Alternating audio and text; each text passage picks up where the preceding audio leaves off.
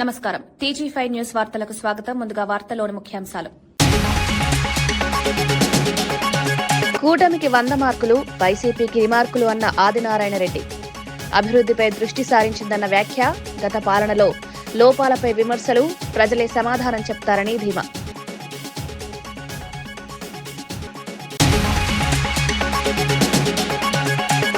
వెయ్యి కోట్ల విరాళంపై వినయ్ భాస్కర్ ఆగ్రహం. రైతు బంధుకు నిధులు లేవా అని ప్రశ్న.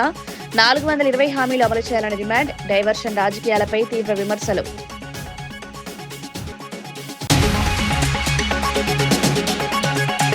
అరెస్టులతో భయపడమన్న తమ్మినేని. ప్రతిపక్షాల అణచివేతపై ఘాటు విమర్శ. జైలుకు పంపినా బయటకొస్తామన్న హెచ్చరిక. ప్రజాస్వామ్యం కోసం పోరాటం కొనసాగిస్తామని వ్యాఖ్య.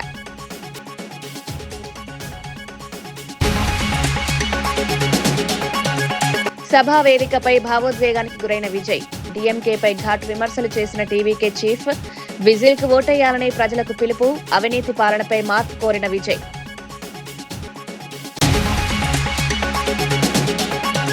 గౌరవెల్లి పనులు పూర్తి చేస్తామన్న ఉత్తమ్. భూసేకరణకు వెంటనే నిధుల విడుదల హామీ. లీగల్ అడ్డంకులు తొలగిస్తామని స్పష్టం. రైతులకు సాగునీరు అందేలా చర్యలు తీసుకుంటామని వెల్లడి.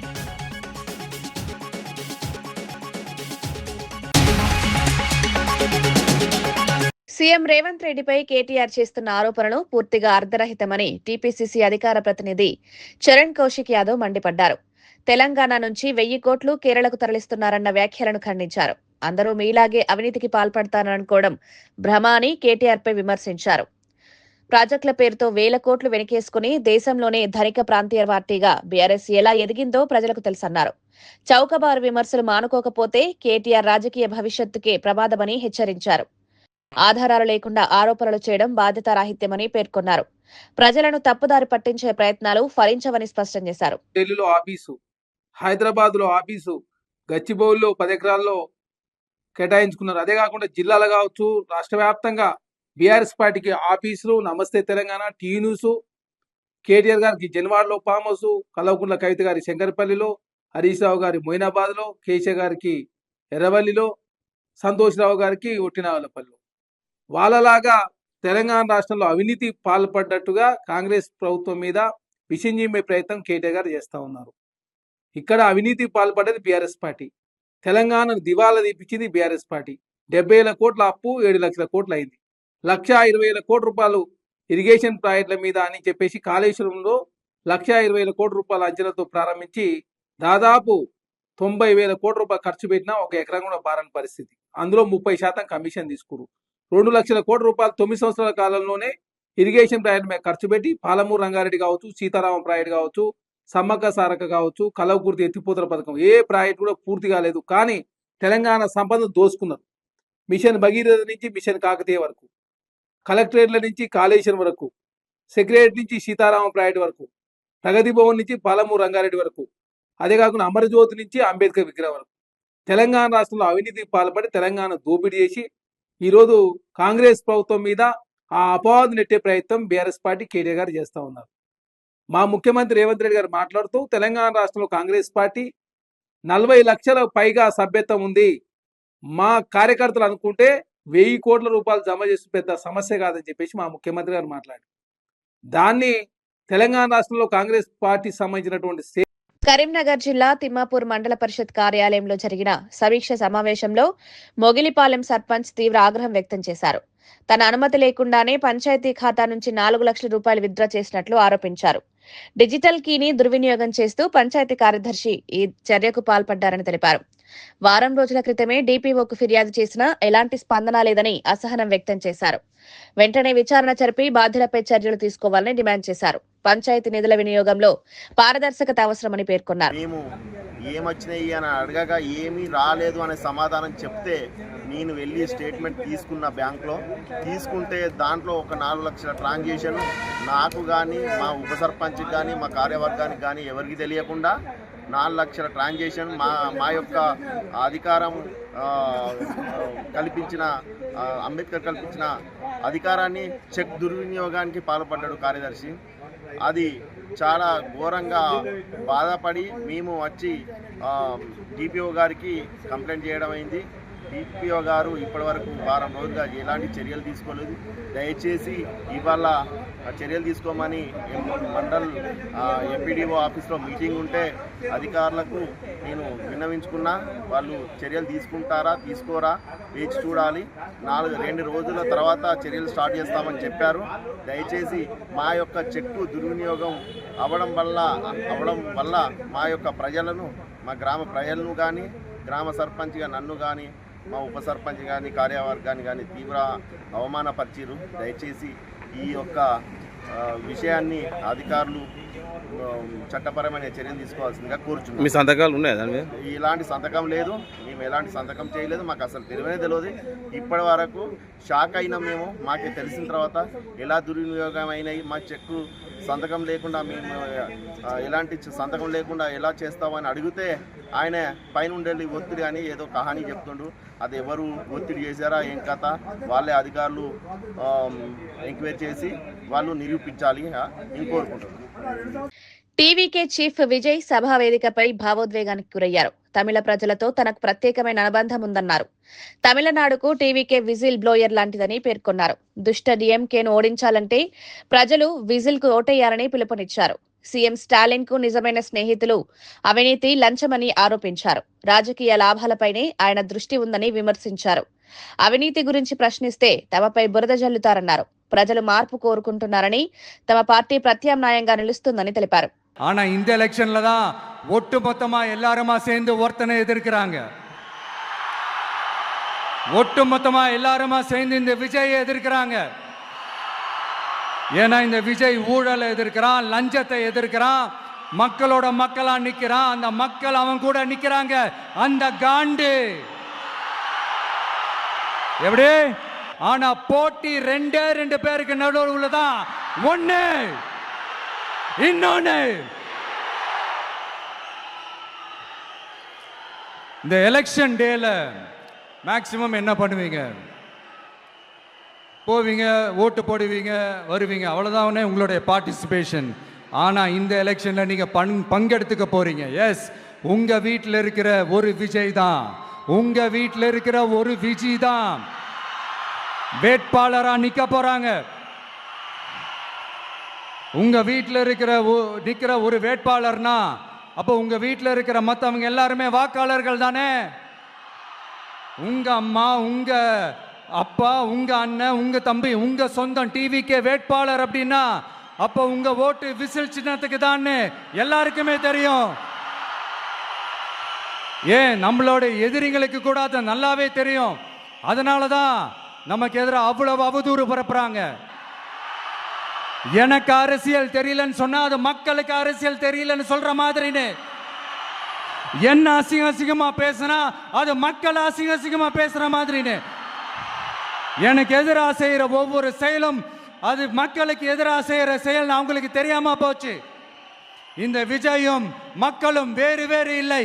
இந்த விஜயும் மக்களும் ரத்தமும் சதையும் மாறி, உடலும் உயிரும் மாறி, ஒன்னிலிருந்து ஒன்ன பிரிக்கவே முடியாது. ఎస్. గౌరవెల్లి ప్రాజెక్టును పూర్తి చేయడానికి కాంగ్రెస్ ప్రభుత్వం కట్టుబడి ఉందని నీటిపారుదల శాఖ మంత్రి ఉత్తమ్ కుమార్ రెడ్డి స్పష్టం చేశారు. మంత్రి పొన్నం ప్రభాకర్ ఒత్తిడి నేపథ్యంలో 3 జిల్లాల కలెక్టర్లు అడ్వకేట్ జనరల్ తో సమీక్ష నిర్వహించారు. భూసేకరణకు వెంటనే నిధులు విడుదల చేస్తామని తెలిపారు. సుప్రీంకోర్టులో ఉన్న పర్యావరణ కేసులో విజయం సాధిస్తామన్న ధీమా వ్యక్తం చేశారు. లీగల్ చిక్కులు తొలగించి పనులను వేగవంతం చేస్తామని హామీ ఇచ్చారు. రైతులకు సాగునీరు అందేలా చర్యలు తీసుకుంటామని పేర్కొన్నారు. వారు నిరంతరం ఇరిగేషన్ డిపార్ట్మెంట్ తోని ఈ గౌరవెల్లి ప్రాజెక్టు పూర్తి చేయాల్సిన ఆవశ్యకత, అవసరం, అర్జెన్సీ గురించి మా మీద పదే ఒత్తిడి తీసుకొస్తున్నారు. ఈరోజు మరి గౌరవ మంత్రివర్యులు ప్రభాకర్ గారితో, అదేవిధంగా మరి 3 కలెక్టర్లతో సిద్దిపేట, జనగాం అండ్ కరీంనగర్ కలెక్టర్లు ప్లస్ ఇరిగేషన్ అధికారులు ప్లస్ రాష్ట్ర అడ్వకేట్ జనరల్ అందరితో మీటింగ్ పెట్టి లీగల్ హర్డల్స్ ఎట్లా క్రాస్ చేయాలి, అదేవిధంగా ఆ ప్రాజెక్టులో ఎట్లా ముందుకు పోవాలి, ల్యాండ్ అక్విజిషన్ విషయంలో మరి ఏ విధంగా మనం ముందుకు పోవాలి. నేను స్పష్టంగా ఒక అష్యూరెన్స్ ఇచ్చిన, ల్యాండ్ అక్విజిషన్కి వెంటనే అమౌంట్ విడుదల చేస్తామని చెప్పి మంత్రి గారికి, అధికారులకు కూడా అష్యూరెన్స్ ఇవ్వడం జరిగింది. అదేవిధంగా ఆ లీగల్ హర్డల్స్ మరి న్యాయ చిక్కులు ఏ విధంగా అధిగమించాలని చెప్పి కూడా డిస్కస్ చేసినాం. ఎల్లుండి సుప్రీంకోర్టులో కూడా కేసు ఉంది. సుప్రీంకోర్టులో కూడా మనం తప్పనిసరిగా మనం గెలుస్తాం. ఎన్వైరన్మెంట్ క్లియరెన్స్ వస్తుందనే నమ్మకం, విశ్వాసం నాకుంది. గౌరవెల్లి ప్రాజెక్ట్ అన్ని విధాలుగా పూర్తి చేయడానికి తెలంగాణ కాంగ్రెస్ ప్రభుత్వం మరి మేము కట్టుబడి ఉన్నామని, కమిట్మెంట్తో ఉన్నామని చెప్పి నేను మనవి చేస్తూ, అదేవిధంగా దేవాదుల ప్రాజెక్ట్ నీళ్లు ఏదైతే హుస్నాబాద్ కాన్స్టిట్యున్సీకి రావాలనో దానికి సంబంధిత పనులు కూడా వేగవంతం చేపడతామని చెప్పి నేను హామీ ఇవ్వడం జరిగింది. రాష్ట్రంలో రెడ్ బుక్ పాలన అంటూ మేరుగు వ్యాఖ్యలు. రాష్ట్రంలో రెడ్ బుక్ పాలన నడుస్తోందని మాజీ మంత్రి మేరుగు నాగార్జున విమర్శించారు. ప్రజలు వైఎస్ఆర్సీపీ ప్రభుత్వం రావాల్సిన అవసరాన్ని గుర్తించారని పేర్కొన్నారు. ప్రస్తుత పాలనలో ప్రజలకు న్యాయం జరగడం లేదని ఆరోపించారు. సంక్షేమ కార్యక్రమాలు సక్రమంగా అమలవడం లేదని విమర్శించారు. ప్రజల సమస్యలను పరిష్కరించడంలో ప్రభుత్వం విఫలమైందని తెలిపారు. మార్పు కోసం ప్రజలు ఎదురు చూస్తున్నారన్నారు. వచ్చే ఎన్నికల్లో ప్రజల తీర్పు స్పష్టంగా ఉంటుందని ధీమా వ్యక్తం చేశారు. మనుషులు ఈ రాష్ట్ర చరిత్రలో అతనికి ఒక అధ్యాయం అనేది ఉంది. కాపు ఉద్యమానికి ఉవ్వెత్ర తీసుకొచ్చినటువంటి మహానాయకుడు ఆయన మాటలు చెప్తా ఉంటే, భయపెట్టి మీరు రాజకీయాలు చేయాలంటే, లేకపోతే భయపెట్టి ఒక కులాన్ని దగ్గర తీసుకోవాలంటే ఈ రాష్ట్రంలో ప్రజలు కళ్ళు లేని కబోజులు కాదు. రాంబాబు గారి లాంటి ఉన్నత ఆశయాలు కలిగిన రాజకీయ నాయకుడి మీద దాడి చేయటం అమానుషంగా భావిస్తూ మరలా ఈ రాష్ట్రంలో వైఎస్ఆర్ కాంగ్రెస్ పార్టీ అధికారంలోకి రావాల్సిన పరిస్థితి పూర్తిగా ప్రజలు తెలుసుకుంటా ఉన్నారు. తప్పకుండా ప్రాయచిత్తం అనుభవిస్తారని మీకు తెలియపరుస్తూ ఈ దాడిని పూర్తిగా ఖండిస్తా ఉన్నాం. రాష్ట్రంలో మళ్లీ కుల దురహంకార హత్యలు చోటు చేసుకోకుండా కఠిన చర్యలు తీసుకోవాలని బీసీ ఐకాస చైర్మన్ జాజుల శ్రీనివాస్ గౌడ్ డీజీపీ శివధర్ రెడ్డిని కోరారు. ఇటీవల ఘటనలు ఆందోళన కలిగిస్తున్నాయని పేర్కొన్నారు. బాధిత కుటుంబాలకు న్యాయం చేయాలని డిమాండ్ చేశారు. పోలీసులు కఠినంగా వ్యవహరించి ఇలాంటి ఘటనలకు అడ్డుకట్ట వేయాలని సూచించారు. సామాజిక సామరస్యాన్ని కాపాడేందుకు ప్రభుత్వం చర్యలు తీసుకోవాలని కోరారు. చట్టపరమైన రక్షణ కల్పించాలని విజ్ఞప్తి చేశారు. ఒకటే డీజీపీ గారికి మేము విజ్ఞప్తి చేస్తున్నాం. ఈ సందర్భంగా మళ్లీ తెలంగాణ రాష్ట్రంలో కుల దురహంకార హత్యలు జరగకుండా 2 నెలల పసిగుడ్డును హత్య చేసి బీసీ దళిత కుటుంబం మీద దాడి చేసి ఇవాళ ఏదైతే చిత్రహింసలకు గురి చేశారో అట్లాంటి వాళ్ళని తక్షణమే అరెస్ట్ చేసి కఠినంగా శిక్షిస్తే రేపు భవిష్యత్తులో తెలంగాణ రాష్ట్రంలో ఇంకెవరైనా ఇలాంటి కుల దురహంకార హత్యలు గాని అత్యాచారాలు గాని కులం పేరుతో దూషించడం గాని దేవుని గుళ్లకు రానియకుండా అవమానించడం గాని ఈ సంఘటనలు జరగవు. ఒకవేళ పోలీస్ శాఖే గనక వీళ్ళని కాపాడే ప్రయత్నం చేస్తే ఇట్లాంటి సంఘటనలు కోకొల్లలు అవుతాయి. ఇది మంచి పద్ధతి కాదు. కూటమి ప్రభుత్వానికి 100 మార్కులు వస్తే వైసీపీకి అన్ని రిమార్కులేనని ప్రభుత్వ విప్ ఎమ్మెల్యే ఆదినారాయణ రెడ్డి వ్యాఖ్యానించారు. గత పాలనలో అనేక లోపాలు ఉన్నాయని విమర్శించారు. ప్రస్తుత ప్రభుత్వం అభివృద్ధి, సంక్షేమంపై దృష్టి సారించిందన్నారు. వైసీపీ విమర్శలకు ప్రజలే సమాధానం చెప్తారని తెలిపారు. పరిపాలనలో పారదర్శకత, సమర్థతను కొనసాగిస్తామని స్పష్టం చేశారు. ప్రజా మద్దతుతో ముందుకు సాగుతామని పేర్కొన్నారు. Special assistant for the states capital investment అంటే ఒక రాష్ట్రానికి ప్రత్యేకంగా నిధులిచ్చి 3,000 సాస్కి అంటారు. నాకు తెలిసి వాళ్ళకి విస్కీ తెలుసు కానీ సాస్కి తెలుసు. అది కూడా ఇప్పుడు కంట్రోల్కి వచ్చింది. ఇసుకే కంట్రోల్కి వచ్చింది. రోడ్లు కంట్రోల్కి వచ్చినాయి. మీరు గమనించారు. ఒక 3 నెలల కిందట జగన్ రెడ్డి గారు గదవారెడ్డి వాళ్ళాడు. వాడి అప్పుడు అరటి పావున ₹10 నడిచింది. అది చెప్పినా ఈ బుద్ధి ₹25. అది కూడా చెప్పాలి కదా. అసెంబ్లీ మన 3 రోజుల కింద ఒక స్టేట్మెంట్ ఇచ్చినాడు. ఇది చంద్రబాబు నాయుడు గారికి 100 రిమార్కులు. ఈ ప్రభుత్వానికి కూటమికి 100 రిమార్కులు, తన పాలనకు 100 మార్కులు. చెడు కూడా కొట్టుకుంటున్నాడు. రేవంత్ రెడ్డి కాంగ్రెస్ పార్టీకి 1,000 కోట్ల రూపాయల విరాళం ఇస్తారని ప్రకటించడంపై మాజీ ఎమ్మెల్యే దాస్యం వినయ్ భాస్కర్ తీవ్రంగా స్పందించారు. రాష్ట్రంలో రైతులకు రైతు బంధు ఇవ్వడానికి నిధులు లేవని చెప్తూ పార్టీ కోసం మాత్రం కోట్లు ఖర్చు చేయడమేంటని ప్రశ్నించారు. కాంగ్రెస్ ప్రభుత్వం అడ్డగోలు హామీలతో ప్రజలను వంచిందని విమర్శించారు. ఎన్నికల సమయంలో ఇచ్చిన 420 హామీలను వెంటనే అమలు చేయాలని డిమాండ్ చేశారు. దేవాదుల ప్రాజెక్టు విషయంలో ప్రభుత్వం నిర్లక్ష్యంగా వ్యవహరిస్తోందని ఆరోపించారు. ఇప్పటికైనా ప్రభుత్వం మేల్కొని ప్రజలపై దృష్టి పెట్టాలని హెచ్చరించారు. ఈనాటి ప్రెస్ మీట్ కార్యక్రమానికి విచ్చేసినటువంటి ఆత్మీయ electronic, print media, photographers, cameraman సోదరులకు హృదయపూర్వక నమస్కారాలు. ఈనాటి ప్రెస్ మీట్ కార్యక్రమంలో నాతో పాటు గౌరవ మాజీ తెలంగాణ ఉప ముఖ్యమంత్రి మాజీ శాసనసభ్యులు సోదరులు రాజన్న గారు, అదేవిధంగా మాజీ శాసనసభ్యులు నర్సంపేట్ అన్న పెద్ది సుదర్శన్ రెడ్డి గారు,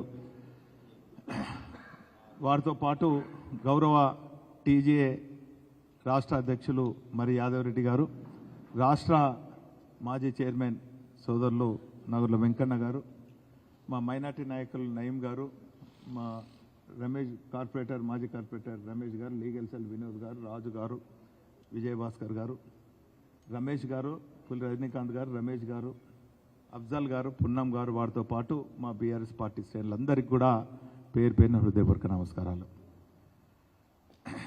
రాష్ట్రంలో 2.5 సంవత్సరాల క్రితము ఎన్నికలు జరిగినప్పుడు కాంగ్రెస్ పార్టీ అధికారంలోకి రావాలని చెప్పి ప్రజలకు అడ్డగోలు హామీలు ఇచ్చి 6 గ్యారంటీలు అని చెప్పి 420 హామీలు ఇచ్చి అధికారంలోకి వచ్చింది. వచ్చిన నాటి నుంచి నేటి వరకు అంటే సుమారు 2.5 సంవత్సరాలు, అంటే 2 సంవత్సరాలు 4 నెలల వరకు సాగదీసిండ్రు. మొద్దు నిద్రతోని, బూతులతోని, దూషణలతోని, డైవర్షన్ పాలిటిక్స్తోని, ఉద్యమ నేతలపైన అక్రమ కేసులు బనాయిస్తూ 2.5 కాలం పాటు వారి పాలన కొనసాగింది. ఈ పాలనకు వీరు ఇచ్చినటువంటి హామీలు వారికి గుర్తు చేయాలని చెప్పి మొద్దు నిద్రలో ఉన్నటువంటి రేవంత్ ప్రభుత్వం, కాంగ్రెస్ ప్రభుత్వానికి నిద్ర లేపాలనే ఉద్దేశంతో ప్రజల తీర్పును గౌరవిస్తూ ప్రతిపక్షాల పార్టీలో ఉన్నప్పటికీ కూడా ఎప్పటికప్పుడు ప్రజా సమస్యలను ప్రభుత్వం దృష్టికి తీసుకొచ్చే ప్రయత్నం చేస్తున్నాం. మా బీఆర్ఎస్ పార్టీ కార్యాలయాలు కూడా జనతా అనకాపల్లి జిల్లా సీతానగరానికి చెందిన సైనికుడు వినోద్ తన భూమి ఆక్రమణపై జిల్లా కలెక్టర్కు ఫిర్యాదు చేశారు. వారసత్వంగా వచ్చిన 32 సెంట్ల భూమిలో 22 సెంట్లను స్థానికులు తమ పేర్లకు మార్చుకున్నారని ఆరోపించారు. తన కుటుంబంలో సాగులో ఉన్న భూమిపై దాడులు చేస్తున్నారని తెలిపారు. వెంటనే విచారణ జరిపి భూమిని తిరిగి తనకు అప్పగించాలని కోరారు. సైనికుడిగా దేశానికి సేవ చేస్తున్న తనకు న్యాయం చేయాలని విజ్ఞప్తి చేశారు. అధికారులు ఫిర్యాదును స్వీకరించి పరిశీలిస్తామని తెలిపారు. భూమి వివాదం స్థానికంగా చర్చనీయాంశమైంది. నేను సెలవులకు వచ్చి 8 నెలలు అవుతుంది. నాకు చెందిన 38-4 సర్వే నెంబర్లో ఉన్న భూమిని నా పక్క ఆక్రమణదారులు 22 సెంట్లు ఆక్రమించి ప్రస్తుతం నా పేరున 10 సెంట్లు మాత్రమే ఆన్లైన్లో ఉంది. మిగతా 22 సెంట్లు కూడా ఆక్రమించి నేను వేరే ఊరికి దూరంగా ఉండడం వల్ల, దేశం కోసం సర్వీస్ చేయడం వల్ల నేను ఇంటి దగ్గర మా పేరెంట్స్కి నేను అండగా నిలవలేకపోతున్నాను. నేను దీనికోసమే గత 2 సంవత్సరాలుగా ఎన్నోసార్లు పీజీఆర్ఎస్లో కంప్లైంట్ చేశాను. అయినా సరే అధికారుల నుంచి ఎటువంటి స్పందన లేదు. నా పక్క ఆక్రమణదారులు ఫేక్ డాక్యుమెంట్లు సృష్టించి ఆ ఫేక్ డాక్యుమెంట్ల సహాయంతో ఎంఆర్ఓల్ని, విఆర్ఓల్ని చేసి మభ్యపెట్టి వాళ్ళని ఆన్లైన్ చేయించుకున్నారు. ప్రస్తుతం నాకు సంబంధించిన 32 సెంట్లో కేవలం 10 సెంట్లు మాత్రమే ఆన్లైన్ ఉంది. మిగతా 22 సెంట్ల భూమి కూడా వేరే వాళ్ళకి ఆన్లైన్ చేసి నేను ఇప్పుడు ఎంఆర్ఓ ఆఫీస్కి వెళ్ళినా లేదంటే విఆర్ఓని కలిసినా సరే వాళ్ళు ఎవరో నాకు న్యాయం చేయట్లేదు. దయచేసి మీడియా మిత్రులు నా సమస్యను అర్థం చేసుకుని నా సమస్యకి పరిష్కార మార్గం చూపించాలని కోరుకుంటున్నాను. Thank you. అరెస్టులు చేసి జైల్లో పెట్టడం ఎంతవరకు సమంజసమని మాజీ స్పీకర్ తమ్మినేని సీతారాం ప్రశ్నించారు. అరెస్టు చేస్తే భయపడతారని అనుకోవద్దని హెచ్చరించారు. అంబటి, జోగిరెడ్డి, చెవిరెడ్డి, పిన్నెని రామకృష్ణారెడ్డిని అరెస్టు చేశారని గుర్తు చేశారు. మీరేం చేసినా మేము బయటకు వస్తామని అన్నారు. 4 సార్లు సీఎం అయ్యాక కూడా పాలనలా ఎలా చేయాలో తెలియదా అని విమర్శించారు. ప్రతిపక్షాలను అనగదొక్కడమే లక్ష్యంగా చర్యలు తీసుకుంటున్నారని ఆరోపించారు. ప్రజాస్వామ్యాన్ని కాపాడేందుకు పోరాటం కొనసాగుతుందని స్పష్టం చేశారు. అరెస్టుల మీద అరెస్టులు చేసి జైల్లో పెట్టడం అది ఎంతవరకు సమంజసమో వారి విజయంకే విడిచిపెడుతున్నారు. నేను చాలా స్పష్టంగా చెప్పదలుచుకున్నాను. ఈ విధమైనటువంటి అరెస్టులు మీరు ఈ రాష్ట్రంలో చేస్తే భయపడిపోయి ఏదో చేస్తారనుకుంటే అది చాలా పొరపాటు. మీరేం చేశారు? అంబటి రాంబాబుని అరెస్ట్ చేశారు, తర్వాత మన జోగి రమేష్ని అరెస్ట్ చేశారు, తర్వాత మన మిథున్ రెడ్డిని అరెస్ట్ చేశారు, చెవిరెడ్డి భాస్కర్ రెడ్డిని అరెస్ట్ చేశారు. మరి అరెస్టే చేయలేదు కానీ మహిళ అయినటువంటి విడుదల రజనీ గారిని మీరు ఇష్టం వచ్చినట్టుగా పిన్నెల రామకృష్ణారెడ్డి గారిని అరెస్ట్ చేశారు. తర్వాత మన ఎవరిది రమణాయుడిని అరెస్ట్ చేశారు. ఈ విధంగా అరెస్టుల మీద అరెస్టులు చేసుకుంటూ వెళ్తున్నారు. ఈ అరెస్టుల వల్ల ఏంటవుతుంది? బెదిరిపోయి ఏదో చేస్తామనుకుంటున్నారా? కాదు, దీనివల్ల రాటుదేలినితనం వస్తుంది. మీరు ఏది చేస్తారన్నారే పదే రా కమాన్ అంటాం. దీనికి పర్ఫెక్షన్ వచ్చింది. అర్థం కాలేదా? రాష్ట్రంలో ప్రభుత్వం ఇచ్చింది దేనికోసం? మిమ్మల్ని పాలించమని. కామారెడ్డి ప్రభుత్వ డిగ్రీ కళాశాల భూముల అంశంపై ఎమ్మెల్యే వెంకటరమణారెడ్డి, కాంగ్రెస్ నాయకుల మధ్య వివాదం రోజురోజుకు తీవ్రమవుతోంది. భూముల విషయంలో అక్రమాలు జరిగాయంటూ ఆరోపణలు వినిపిస్తున్నాయి. దీనిపై ఎమ్మెల్యే స్పందిస్తూ తప్పుడు ఆరోపణలు చేస్తున్నారని మండిపడ్డారు. నిజానిజాలు వెలుగులోకి రావాలని డిమాండ్ చేశారు. అవసరమైతే విచారణకు సిద్ధమని తెలిపారు. రాజకీయ లాభాల కోసం తనను లక్ష్యంగా చేసుకుంటున్నారని ఆరోపించారు. ఈ వివాదం జిల్లా రాజకీయాల్లో చర్చనీయాంశంగా మారింది.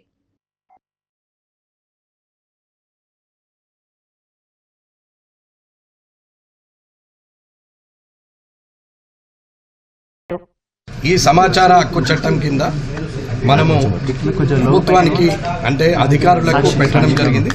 ఇవాళ MRO Kamareddy, RDO Kamareddy, additional collector revenue Kamareddy వారికి పెట్టడం జరిగింది. అట్లాగే కలెక్టర్ గారిని కలిసి ఇవాళ ఒక అప్లికేషన్ ఇచ్చి ఈ వారం 10 రోజుల లోపల దాంట్లో ఏదైనా తప్పు జరిగితే నేను ఇప్పుడు నా మాట మీద నిలబడే ఉన్నా. ఒక్క గజం కాదు, 1 ఇంచ్ జాగా అటు ఇటు పోయినట్టయితే అది కింద మా కుటుంబం కానీ మేము కానీ ఈ 60 సంవత్సరాల్లో ఎప్పుడైనా తప్పు చేసినట్టయితే ఇవాళ రాజీనామా చేసి రాజకీయ సన్యాసం చేయడానికి నేను సిద్ధంగా ఉన్నాను.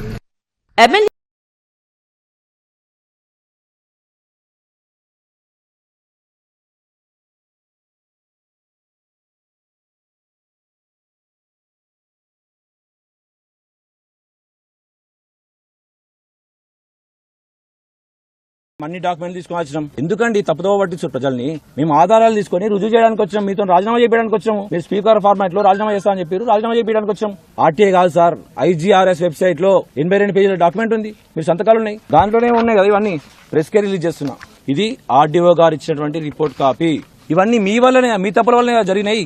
కేసుల విషయంలో ఎందుకు స్పందించలేదు? వాటికి సమాధానం చెప్పమంటే దాటవేసే ధోరణి. టెన్షన్ ఎందుకు పడుతున్నారు? తప్పు చేయకపోతే సీఎం గారితోనే ఎంక్వైరీ కమిటీ వేపిస్తాం, నిజాలు నిగ్గు తెలుస్తాం, మీ అవినీతిని మొత్తం బయట పెడతాం. మీతో రాజీనామా చేయించి కామారెడ్డిలో ఒక జేఏసీని ఏర్పాటు చేసి కాలేజీ ఆస్తుల పరిరక్షణ కమిటీని ఏర్పాటు చేయబోతున్నాం. ఇరు వర్గాల సవాళ్లు ప్రతి సవాళ్లతో ఒక్కసారిగా కామారెడ్డి రాజకీయం వేడెక్కింది. భగత్ సింగ్ చిత్రంలో ఎలాంటి రాజకీయ అంశాలు ఉండవని దర్శకుడు హరీష్ శంకర్ స్పష్టం చేశారు. పవన్ కళ్యాణ్ ను పూర్తిగా ఎంటర్టైన్మెంట్ మోడ్ లోనే చూపిస్తామని తెలిపారు. తాజాగా విడుదలైన ఆరా ఆఫ్ ఉస్తాద్ పాటతో రాజకీయ సెటైర్లు ఉంటాయన్న ప్రచారం ప్రారంభమైంది. దీనిపై స్పందించిన హరీష్ శంకర్ ఈ సినిమా పూర్తిగా మాస్ ఎంటర్టైనర్ అని చెప్పారు. ప్రస్తుత రాజకీయాలపై ఎలాంటి వ్యాఖ్యలు ఉండవని క్లారిటీ ఇచ్చారు. అభిమానులు సినిమాను వినోదంగా ఆస్వాదించాలని కోరారు. విడుదలకు ముందే వస్తున్న ఊహాగానాలకు తెరదించాలని చిత్ర బృందం చెప్పాల్సింది ఏంటంటే, డే 1 నుంచి పవన్ కళ్యాణ్ గారు సినిమాలాగా, సినిమా అంటే వినోదం, సినిమా వేరు, పాలిటిక్స్ వేరు అనేది ఆయన డే 1 నుంచి మాకు అందరూ క్లియర్గా చెప్పారు. ఆయన కూడా అదే ఫాలో అవుతారు. అందుకే చూడండి, సిద్ధాంతపరంగా విభేదాలు ఉన్నా సరే పవన్ కళ్యాణ్ గారు వకీల్ షాప్లో కానీ, ఓజీలో కానీ ప్రకాష్ రాజ్ గారితో యాక్ట్ చేశారు. ఎందుకు యాక్ట్ చేశారంటే ఆయన పాలసీ పరమైన పోరాటం తప్ప పర్సనల్ పరమైన పోరాటం, పర్సనల్ అటాకింగ్ ఆయన ఎప్పుడేం చేయడు. సో ఆయన డే 1 నుంచి క్లియర్గా చెప్పాడు, హరీష్ మన సినిమాలో ఒక డైలాగ్ కానీ, ఒక సన్నివేశం కానీ, లేదా ఒక రెఫరెన్స్ కానీ ఏ ఒక్క వ్యక్తి చిన్న పుచ్చుకల్లా చేసినా, ఏ ఒక్క వ్యక్తిని కొంచెం ఇరిటేట్ చేసినా, ఏ ఒక్క వ్యక్తి తప్పుగా ప్రొవోక్ చేసినా, the whole purpose of cinema అంటే వినోదం, the whole purpose of cinema will not be served, అలాంటివి చెయ్యొద్దు అన్నారు. సో ఇప్పుడు గాజు డైలాగ్ ఉందంటే బ్రేక్ అయినా సరే అది పదునుగా ఉంటుంది, ఇంకా ఫైట్ చేస్తుంది అన్నట్టుగా మన హీరోకి ఎలివేషన్ ఉంటుంది తప్ప ఇంకోళ్ళని తక్కువ చేయడం కానీ, ఇంకోళ్ళ మీద సెటైర్లు కానీ, ఎటకారాలు కానీ లేవు, ఉండవు. అంటే రీజన్ ఏంటంటే సింపుల్ థింగ్, ఆయనకి అన్ని పార్టీల్లో ఫ్యాన్స్ ఉన్నారు. వాళ్ళు ఓట్లు ఎవరికి వేసినా సినిమా అంటే ఈయన దగ్గరికి వస్తారు. అండ్ ఇంకా గొప్ప విషయం ఏంటంటే, నేను థ్రిల్ అయిపోయిన విషయం ఏంటంటే, ఫ్యాన్స్ అందరూ కూడా సేమ్ ఆయన వ్యక్తిత్వాన్ని ఫాలో అవుతూ, అన్న మనకు వద్దు, మనకు పాలిటిక్స్ రెఫరెన్స్లు అయ్యి పెట్టొద్దు, మనకు ఎంటర్టైన్మెంట్ కావాలన్నా బ్లాస్ట్ అయిపోవాలి, మనకెందుకన్నా అన్నారు. నిజంగా హ్యాట్స్ ఆఫ్ అబ్బాయిలు. నిజంగా కళ్యాణ్ గారిని ఫాలో అవ్వడం అంటే ఊరికే ఆయన స్టైల్నో స్వాగ్నో కాకుండా ఆయన వ్యక్తిత్వాన్ని, ఆయన బలమైన సిద్ధాంతాన్ని ఫాలో అవుతున్నారు. నేను ఆ విషయంలో నేను చాలా థ్రిల్ అయిపోయా. సో ప్రతి ఒక్కళ్ళు ఈ సినిమాకి వచ్చి ప్రశాంతంగా ఎంజాయ్ చేసేలాగా ఉంటుంది. సో ఏ ఒక్క వ్యక్తినో, ఏ ఒక్క పార్టీనో, ఏ ఒక్క వర్గాన్నో చిన్నపుచ్చుకోలా కానీ, కించపరిచేలాగా కానీ, వెటకారపు ధోరణులు కానీ ఎక్కడా సినిమాలో ఉండదు. వార్తలు ముగించే ముందు ముఖ్యాంశాలు మరోసారి. కూటమికి 100 మార్కులు, వైసీపీకి రిమార్కులు అన్న ఆదినారాయణ రెడ్డి. అభివృద్ధిపై దృష్టి సారించిందన్న వ్యాఖ్య. గత పాలనలో లోపాలపై విమర్శలు, ప్రజలే సమాధానం చెప్తారని ధీమా.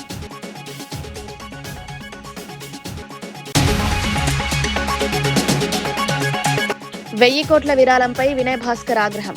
రైతు బంధుకు నిధులు లేవా అని ప్రశ్న. 420 హామీలు అమలు చేయాలని డిమాండ్. డైవర్షన్ రాజకీయాలపై తీవ్ర విమర్శలు.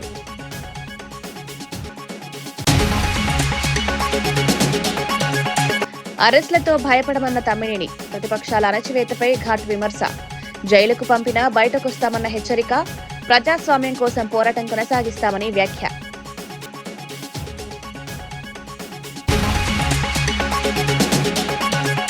సభా వేదికపై భావోద్వేగానికి గురైన విజయ్.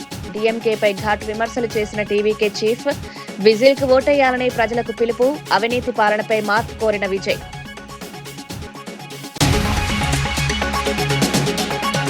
గౌరవెల్లి పనులు పూర్తి చేస్తామన్న ఉత్తమ్. భూసేకరణకు వెంటనే నిధుల విడుదల హామీ. లీగల్ అడ్డంకులు తొలగిస్తామని స్పష్టం. రైతులకు సాగునీరు అందేలా చర్యలు తీసుకుంటామని వెల్లడి.